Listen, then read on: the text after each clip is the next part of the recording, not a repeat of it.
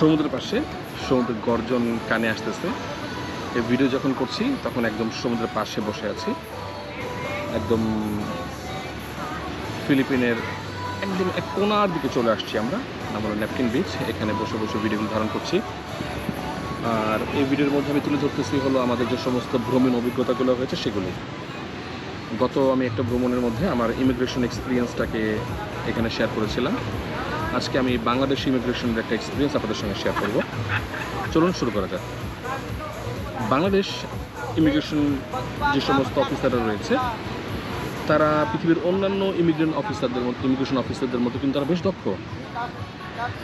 আর এই দক্ষতা যখন তারা প্রদর্শন করে তখন তাদের দক্ষতার মাপ কাঠিতে যখন তারা বিদেশ ভ্রমণকারীদেরকে মাপেন তখন অনেকেই এটা প্রুভই করতে পারে না যে আমরা দেশের বাইরে ভ্রমণের জন্য যাচ্ছি, অন্য কোনো উদ্দেশ্যে যাচ্ছি না। এটা প্রুভ করার জন্য কিন্তু একজন ট্রাভেলারকে কিন্তু সেই পরিমাণ প্রিপারেশন রাখতে হবে আমি মনে করি। দেশের বাইরের যে সমস্ত দেশগুলোতে আমি ভ্রমণ করেছি সেখানকার ইমিগ্রেশন অফিসারদের কিন্তু আমরা তাদেরকে চালাক বানিয়ে ফেলেছি। আর আমাদের দেশে যারা অফিসার রয়েছেন তারা কিন্তু আমাদের মতোই, তারা কিন্তু মানুষ, একই চামড়ার মানুষ, একই ধরনের মেন্টালিটি, একই কান্ট্রির মানুষ, একই আবহাওয়ার মানুষ। সুতরাং তারা কিন্তু আমাদের সম্পর্কে জানেন এবং বোঝেন যে আমরা কিভাবে স্ক্যাম করতে পারি, আমরা কিভাবে মেকানিজম করে ফেলতে পারি। এই জন্য আমি বলবো আজকে যে আমার অভিজ্ঞতাগুলো আমি শেয়ার করবো বাংলাদেশ ইমিগ্রেশন সম্পর্কে, এই অভিজ্ঞতাগুলি যারা দেশের বাইরে ভ্রমণ করতে চায় তাদেরকে অনেক অনেক সাহায্য করবে। চলুন শুরু করা যাক। আমি যখন এবার হজরত শাহজালাল ইন্টারন্যাশনাল এয়ারপোর্টে পৌঁছাই তখন রাত অনেক। আমার কিশোরের বাবা ওনার সাহায্য এবং সহযোগিতা নিয়েই একই দিনে আমাদের ফ্লাইট থাকার কারণে আমরা খুব দ্রুততার সঙ্গে এয়ারপোর্টে পৌঁছে যাই। এরপরে পৌঁছানোর পরে যেহেতু আমাদের কাছে কোনো ব্যাগেজ দেওয়ার মতো ছিল না, শুধু আমাদের ব্যাকপ্যাক ছিল, এই জন্য সরাসরি আমরা ইমিগ্রেশনের দিকে চলে যাই বোর্ডিং পাস সংগ্রহ করার পরেই। তো ইমিগ্রেশন অফিসার যখন আমাদের পাসপোর্টকে উল্টালেন, আমি আমারটা শেয়ার করছি, আমার অন্য দুই বন্ধুরও ভিন্ন অভিজ্ঞতা রয়েছে। তারা যদি কখনো তাদের অভিজ্ঞতা তারা অন্য কোনোভাবে শেয়ার করতে পারে, আমি আমারটা শেয়ার করছি এবং তাদের অভিজ্ঞতাগুলি একই ভিডিওর মধ্যে আমি প্রবেশ করিয়ে দিব। বাই দ্য ওয়ে, যে অফিসার আমার সাথে আমাকে ফেস করছিলেন বা আমি যাকে ফেস করছিলাম, তো উনি আমাকে জিজ্ঞেস করেছেন কোথায় যাচ্ছেন। তো আমি বললাম যে আমি যাচ্ছি হলো প্রথমে থাইল্যান্ড যাচ্ছি স্যার, এরপর আমি যাচ্ছি স্যার ফিলিপিন, এরপর ইনশাআল্লাহ আমি মালয়েশিয়া যাচ্ছি। উনি বললো হ্যাঁ মাল্টি সিটি ট্রাভেল করছেন তাহলে আপনি? আমি বললাম হ্যাঁ আমি মাল্টি সিটি ট্রাভেল করছি। তিনি তখন আমাকে বললেন যে আগেও তো ভ্রমণ করেছেন তাই না? আমি বললাম জি স্যার, আমার চারটা পাসপোর্টই আপনার হাতে রয়েছে, এগুলির ভিতরে সব রকম ইনফরমেশন এখানে রয়েছে এবং আপনারা যারা কিনা আমাদের দেশ মাতৃকাকে রক্ষা করার জন্য এখানে কাজ করছেন,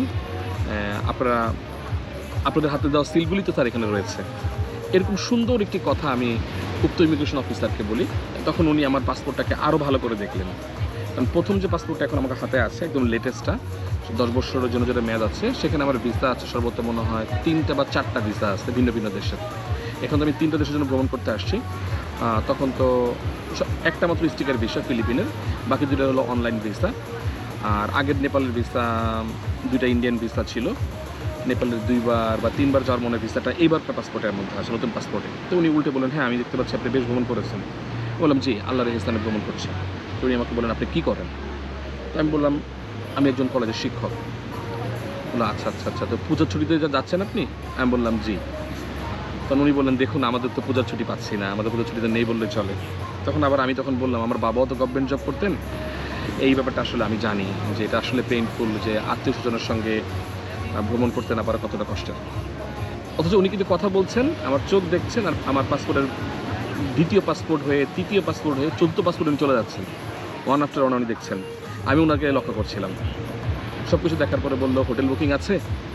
আমি বললাম প্রত্যেকটা দেশের হোটেল বুকিং আমার ব্যক্তিগত ক্রেডিট কার্ড থেকে পে করা আছে এবং printed copy, online copy, email copy সব কিছু আমার কাছে আছে। উনি বললাম মাশাআল্লাহ ভালো, চলুন আমার সাথে। এই কথা বলে আমাকে আর আমার 2 বন্ধুকে নিয়ে চলে গেল ইমিগ্রেশন অফিসার অন্য একটা পার্টে। যে এরকম এক্সপিরিয়েন্সটা আমি নেপালে যখন প্রথমবার, দুঃখিত যখন দ্বিতীয়বার যাই তখন আমি এই অভিজ্ঞতাটা হয়েছিল, সেম অভিজ্ঞতাটা এবার আবার হলো। যখন ওদেরকে নিয়ে গেল, আমাদের সঙ্গে অনেকগুলো লোককে নিয়ে গেল যারা হয়তো বা থাইল্যান্ডে প্রথমবার আসবে, এরকম কয়েকজন ছিল। তো যখন আমাকে প্রশ্ন করা হলো কেন যাচ্ছেন, আমি বললাম যে ভ্রমণ করতে, এখন পূজার বন্ধ আছে, সময় কাটাচ্ছি একসাথে, তাই যাচ্ছি বন্ধুরা একসাথে। তাহলে একটু অপেক্ষা করেন। তো আমরা অপেক্ষা করছিলাম, আমরা 3 বন্ধু মিলে খুব খোশ গল্প করছিলাম, হাসাহাসি করছি, মজা করছি, ফান করছি। আর আমাদের সঙ্গে আরও যদি একটা ব্যক্তি ছিল, তারা কিন্তু একদম মুখ কালো করে, চোখের কান্না পানির মতো অবস্থা করে তারা ওখানে বসে বসে চিন্তিত অবস্থায় রয়েছে, আর আমরা একদম রিল্যাক্স অবস্থায় আছি, এমন একটা পরিস্থিতি। ঠিক সে অবস্থার মধ্যেই আমাদেরকে ডাকা হলো, ভিতরে চলে আসুন। ভিতরে গেলাম, একজন উচ্চপদস্থ কর্মকর্তা, মোস্ট প্রবাবলি তিনি ইমিগ্রেশনের একদম হেড, ওই সময়ের ডিউটিতে উনি হেড ছিলেন। ভদ্রলোকের সামনে আমরা গেলাম, যার পরে উনি একটা প্রশ্ন করলেন, কবে ফিরবেন? আমি বললাম স্যার আমরা ইনশাআল্লাহ আগামী মাসের 12 তারিখে ফিরব। উনি বললেন রিটার্ন টিকিট কি আছে? আমি বললাম জি আছে। দেখান তো। আমি যখনই বের করতে গিয়েছি উনি বললেন লাগবে না।